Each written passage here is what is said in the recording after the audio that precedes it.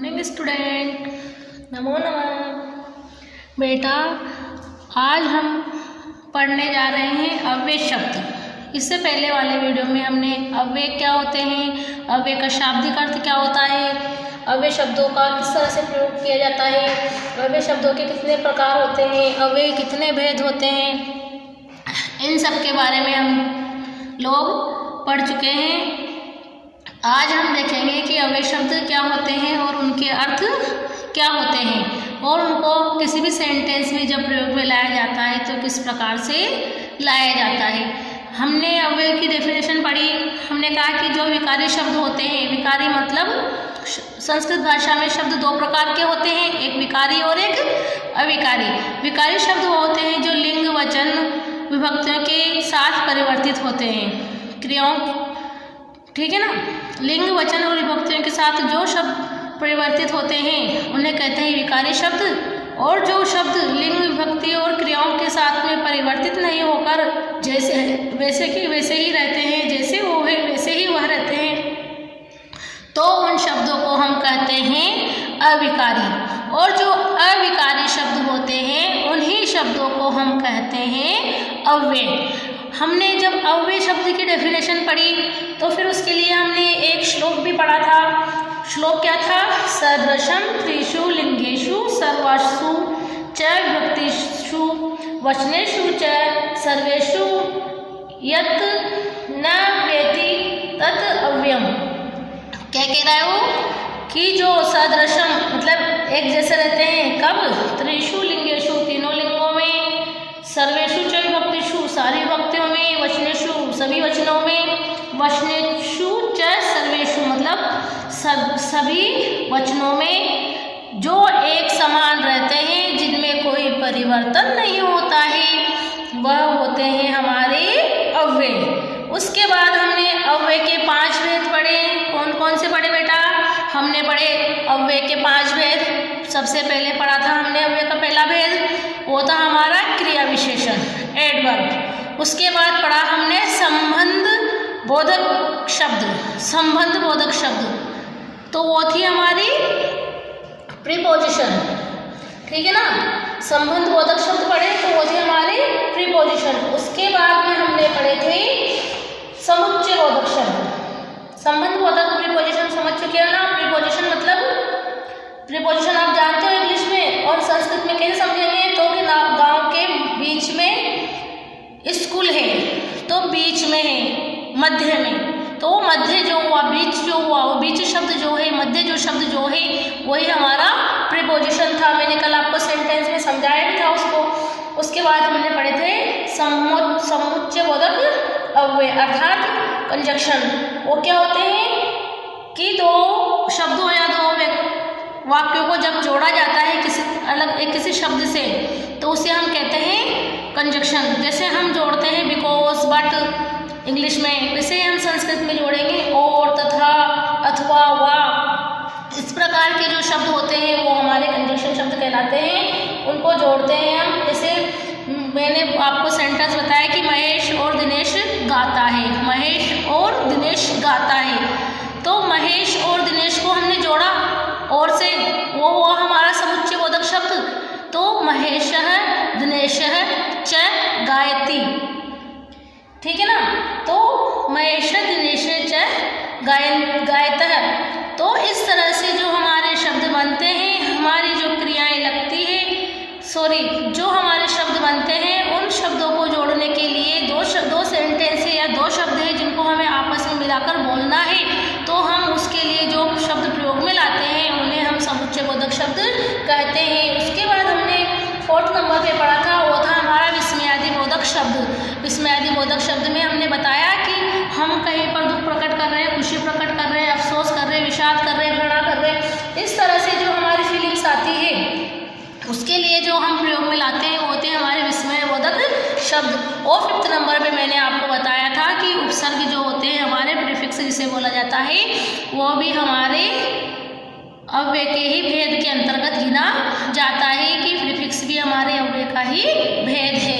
अब हम देखेंगे कि अव्यय शब्द होते कौन कौन से हैं और कौन से शब्द का क्या अर्थ होता है, क्योंकि बेटा संस्कृत में हमें शब्दों के अर्थ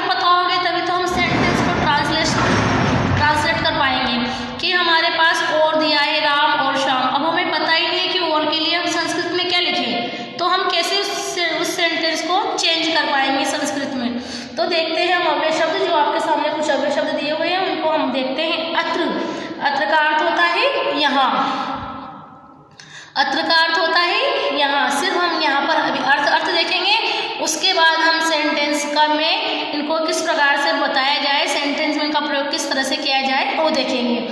अत्र यानी यहाँ, कथम यानी कैसे या इस प्रकार, सर्वत्र सब जगह, अतः इसलिए, कदा कब, सहसा अचानक, है कल, तथा वैसे या उस प्रकार, इदानीम इस समय, सह साथ, सम प्रथम इस समय, आम हाँ, आम का अर्थ क्या होगा हाँ, किसी के लिए हाँ कर रहे हैं हम, कोई कुछ भी शब्द कह रहा है हम कहते हैं हाँ। वैसे भी हम संस्कृत में हमारे सत्य और असत्य, ट्रू फॉल और एजुकेशन आती है, उसमें आम और न का प्रयोग करते हैं। मतलब आम का अर्थ हमें पता है कि हाँ मतलब ट्रू, और न का मतलब ना मतलब फॉल्स, ठीक है ना। इत्थम, इत्थम का अर्थ होता है इस प्रकार, यत्र यानी जहाँ, अपि यानी भी, यदा यानी जब, कुत यानी कहाँ, अद्य यानी आज। देखो 3 शब्द होते हैं, है, श्वः और अद्य। तो इसका होता है बीता हुआ कल। इन शब्दों को हमेशा याद रखना है। इसका होता है आने वाला, ठीक है ना, और इसका होता है आज, आने वाला कल, पूरा लिख लेते हैं, ठीक है ना। सॉरी बेटा, आने वाला कल, ठीक है। यथा यानी जिस प्रकार, सो यानी अपना, सो मतलब सो कार्य कीजिए, अपने अपने कार्य कीजिए, सार्धम यानी साथ, अधुना यानी इस समय या अब, तथैव यानी वही, अत्रैव यानी यहाँ भी, कुत्र यानी कहाँ, च यानी और, तत्र यानी वहाँ, शीघ्रम यानी जल्दी, तदा यानी तब, अतीव यानी अत्यधिक, श्व यानी कल, आने वाला। देखो तीनों ही शब्द हमारे इसमें आ गए हैं, है, अद्य और श्व। साकव यानी साथ, तदानीम यानी उस समय, समम यानी साथ, अनेद्यु यानी दूसरे दिन, यदि यानी अगर, ठीक है ना।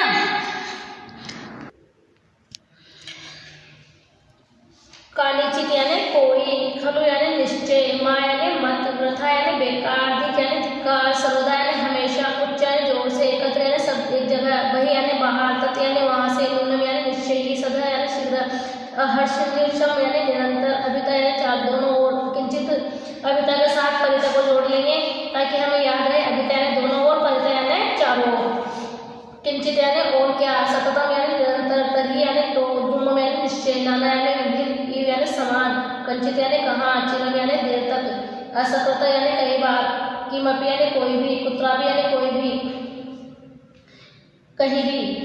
देखो ये अव्यय शब्द जो है हमारे पास बहुत सारे हैं, इनकी मैं आपको एक कॉपी भेज दूंगी ताकि आप इनको अपने नोटबुक में भी नोट कर पाएँ और समझ भी पाएँ।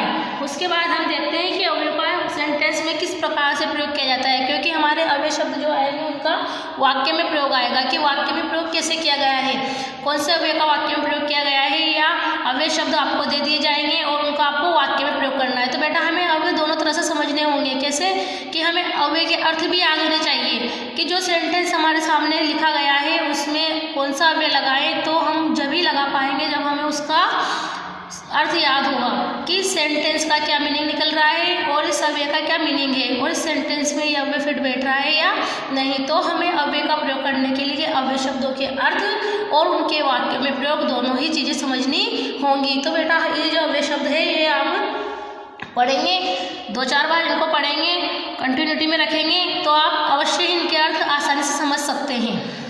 और उसके बाद जब हम सेंटेंस की प्रैक्टिस करेंगे तो हम अच्छे से और अव्यय अर्थों को समझ पाएंगे। देखिए हमारा सेंटेंस था एव, एव अव्यय हमारे प्रयोग में आया है। एव अव्यय का अर्थ होता है ही। कैसे, प्रसादे एव तस्य शिक्षा अभवत्, हमारे पास सेंटेंस आया है प्रसादे। तो यहाँ पर प्रसादे का अर्थ क्या हुआ, प्रसाद यानी महल, महल, एव यानी ही, तस्य यानी उसकी, शिक्षा यानी शिक्षा पढ़ाई अध्ययन, अभवत यानी हुआ। भूतकाल का है सेंटेंस, अभवत हमारा लकार की जो क्रिया लग रही है मतलब ये भूतकाल का सेंटेंस सेंटेंस है तो महल प्रसाद यानी महल में, सप्तमी विभक्ति है महल में ही उसकी शिक्षा हुई। तो यहाँ पर ये जो ही लगाया हमने अव्यय शब्द है एव, इसका अर्थ होता है ही। हमें अगर कोई सेंटेंस आता है कि इसका संस्कृत में अनुवाद कीजिए, तो अगर हमारे पास ये सेंटेंस आ जाता है कि दिए गए वाक्य का संस्कृत में अनुवाद कीजिए कि महल में ही उसकी शिक्षा हुई, तो हमें पता होना चाहिए कि ही के लिए हम कौन सा शब्द प्रयोग में लाएंगे। वो शब्द क्या होगा, वो शब्द अव्यय होगा या कोई कर्ता शब्द होगा, कोई शब्द रूप में वाला शब्द होगा, कोई धातु रूप वाला शब्द होगा, किस प्रकार का शब्द होगा, संज्ञा शब्द, सर्वनाम शब्द, किस प्रकार का शब्द, क्या विशेषण लगाएंगे, नहीं। तो इसके लिए हमें देखना होगा कि यहाँ पर जो ही लगा रहे हैं वो क्या है। तो ही जो होगा हमारा अव्यय शब्द है। अगर हमें इनकी पहचान है तो हम कर सकते हैं, और पहचान कब होगी, जब हम प्रैक्टिस करेंगे। तो बेटा इन अव्यय शब्दों को आपको पढ़ना है और इनके अर्थों को समझने की कोशिश पूरी तरह से करनी है। और इतना करने के बावजूद भी अगर कोई डाउट होता है, कोई परेशानी होती है, तो घबराने की कोई ज़रूरत नहीं है। आप आइए, आप मुझे व्हाट्सअप कीजिए, आप मुझे फ़ोन कीजिए, मैं आपके सारे डाउट क्लियर करूँगी। लेकिन आपको मेहनत से, लगन से पढ़ाई करनी है ताकि आप इन अव्ययों को अच्छे से समझ पाएँ। उसके बाद आता है किमपि, कोई भी, तम किमपि दुखम न अनुभवेत्, तम किमपि दुखम न अनुभवेत्, तम यानी तुम कोई भी दुख का अनुभव ना करो, न अनुभवेत्, अनुभवेत् यानी अनुभव करना, न यानी नहीं, तो तुम किसी भी प्रकार के दुख का अनुभव ना करो, है ना। एकदा, अब आता है हमारा थर्ड वाला एकदा, यानी एक बार, एकदा स लंगुटेन चलतम वृद्धम अपश्यत, एकदा यानी एक बार, स यानी वह, लंगुटेन यानी लकड़ी के सहारे चलते हुए वृद्ध को देखा, वह देखता है ना। एक बार वह लकड़ी के सहारे चलते हुए वृद्ध मतलब बुजुर्ग को देखता है। अब तत्व होता है, ये हुआ हमारा स्थानवाचक शब्द। तो ये स्थानवाचक होता है, समुच्चय बोधक में आता है स्थानवाचक। स्थानवाचक शब्द कौन से में आएंगे, स्थानवाचक शब्द जो होंगे वो आएंगे हमारे क्रिया विशेषण में, समुच्चय बोधक में नहीं आएंगे, क्रिया विशेषण में आएंगे। स्थानवाचक शब्द जो होंगे वो आएंगे हमारे क्रिया विशेषण में। तो तत्र यानी वहाँ, देवदत्त तत्र आगच्छत, देवदत्त वहाँ आता है, कुत्रापि कहीं भी, सह कुत्रापि शांति न लभत, उसे कहीं पर भी शांति नहीं मिली। तो इस तरह से ये हमारे अव्यय शब्द होते हैं, है ना। अध यानी नीचे, अध यानी नीचे, सिद्धार्थ वट वृक्षस्य अध बोधम अलभत। इस तरह से हम इनकी कैटेगरी भी अलग कर सकते हैं कि ये जो है ये क्रिया विशेषण है, अध यानी नीचे, तो ये प्रीपोजिशन में आएगा ना, प्रीपोजिशन में, कंजक्शन में आएगा कि किस में आएगा, प्रीपोजिशन में आएगा कि अध यानी नीचे, है ना। तो ये हमारा हुआ क्रिया विशेषण, ये हुआ हमारा संबंधवाचक शब्द। अब तदा यानी तब, ये भी क्रिया विशेषण हुआ, समयवाची है। तदा बुद्ध धर्मम उपादिशत, तब बुद्ध ने धर्म का उपदेश दिया। पूरा यानी प्राचीन काल में, तो पूरा हस्तिनापुर है शांतनु नाम नृपति अभवत, पूरा यानी प्राचीन काल में हस्तिनापुर में शांतनु नाम के एक राजा हुए। च यानी और, तो देवदत्त शूर उदार च आसित, देवदत्त जो है शूरवीर है और उदार है, मतलब देवदत्त के अंदर दो गुण हैं। कौन कौन से हैं, दो विशेषण है, कौन कौन से, एक तो योद्धा है और एक वो दयालु है, उदार है। च आसित, तो दो चीज़ों को हमने जोड़ा है यहाँ पर, है ना। तो ये हुआ हमारा कंजक्शन। अलग अलग तरह के सारे मिले हुए हैं अव्यय शब्द, इसमें हमें पता चल जाएगा कि कौन सा अव्यय शब्द किस कैटेगरी का है। यथ यानी क्योंकि, इधर यतः है क्योंकि, और ये हलंत वाला है, देखो यहाँ विसर्ग है और यहाँ पर हलंत है, यतः और यत, एक विसर्ग और हलंत से, हलंत होने से यहाँ पर अ भी नहीं है और विसर्ग भी नहीं है। विसर्ग जो होते हैं, विसर्ग ये अनुस्वार और चंद्र बिंदु तीन चीजें होती है जो अव्ययभाव वर्ण के अंतर्गत आती है और ये तीनों ही चीज़ें जो है हमेशा स्वर के बाद ही प्रयोग में लाई जाती है। तो यथा यानी क्योंकि, क्योंकि, और यत यानी कि, है ना, कदापि कभी भी, सदा यानी हमेशा, स यानी साथ, आम यानी हाँ, तू यानी तो, अत्र यानी यहाँ, तरी यानी तो, अतएव यानी इसलिए। ये जो सेंटेंस दिए हुए हैं ये इनके साथ इनका प्रयोग किया गया है। इसके बाद कुछ सेंटेंस जो है हमारे इधर भी दिए हुए हैं नीचे भी, तो हम उनका भी प्रयोग करेंगे और हमारे जो हमारे ये अव्यय शब्द है इन अव्यय शब्दों को हम अच्छे से समझने की कोशिश करेंगे। आशा करती हूँ कि आपको ये अव्यय शब्द और इनके वाक्य में प्रयोग समझ में आए होंगे। अगर कोई प्रॉब्लम हो, कोई डाउट हो तो आप मुझसे कांटेक्ट कर सकते हैं और अपने डाउट क्लियर कर सकते हैं। बस आप बार बार अपने वीडियो को देखिए और इनको समझने की कोशिश कीजिए। इसी आशा के साथ आपसे बाय एंड थैंक यू बेटा।